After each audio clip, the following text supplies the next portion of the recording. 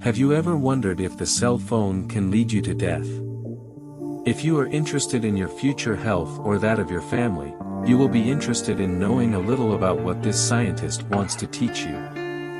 The scientist Joel Moskowitz, who for many years studied the effects of the cell phone, says this in an interview.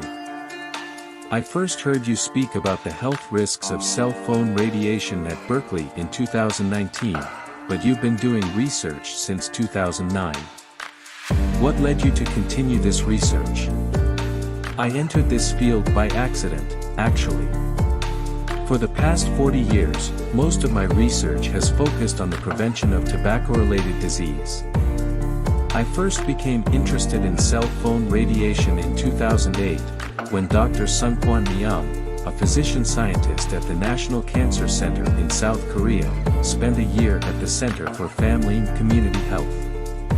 He participated in our smoking cessation projects, and we worked with him and his colleagues on 2 literature reviews, one of which addressed tumor risk from cell phone use.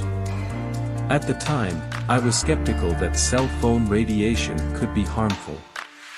However, doubtful that cell phone radiation could cause cancer, I immersed myself in the literature on the biological effects of low-intensity microwave radiation emitted by cell phones and other wireless devices.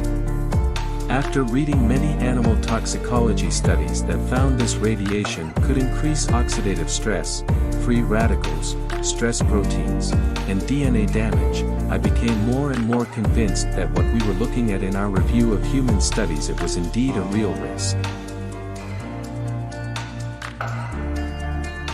The telecom industry's influence over the FCC, as you described, reminds me of the tobacco industry and the advertising power it had in downplaying the risks of smoking cigarettes.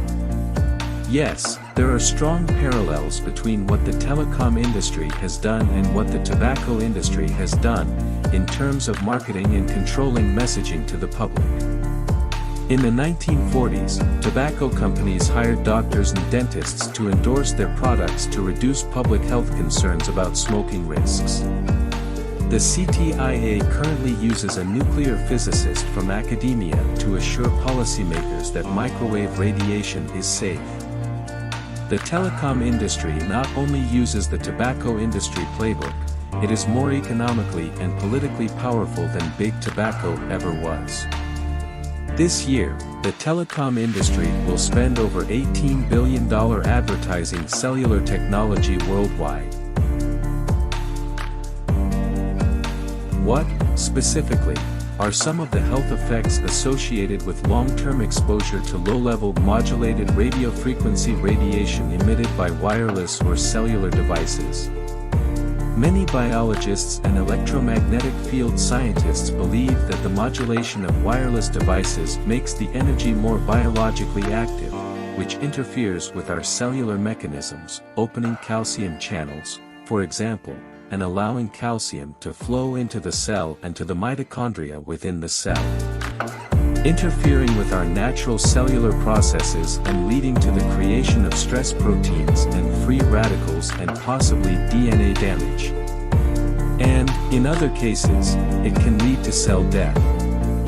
In 2001, based on human biological and epidemiological research, low-frequency fields were classified as possibly carcinogenic by the International Agency for Research on Cancer, ARC, of the World Health Organization. In 2011, the IARC classified RF radiation as possibly carcinogenic to humans, based on studies of cell phone radiation and brain tumor risk in humans.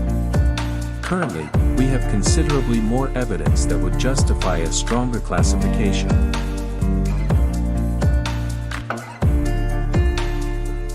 As you will see, these investigations show a hidden and latent danger in the cell phone. Here is a scientifically proven accessory that stops radiation, becoming a shield for your health and all your family. If you want to know more about this shield against the radiation emitted by the cell phone, you can go to the link that is in the description of this video.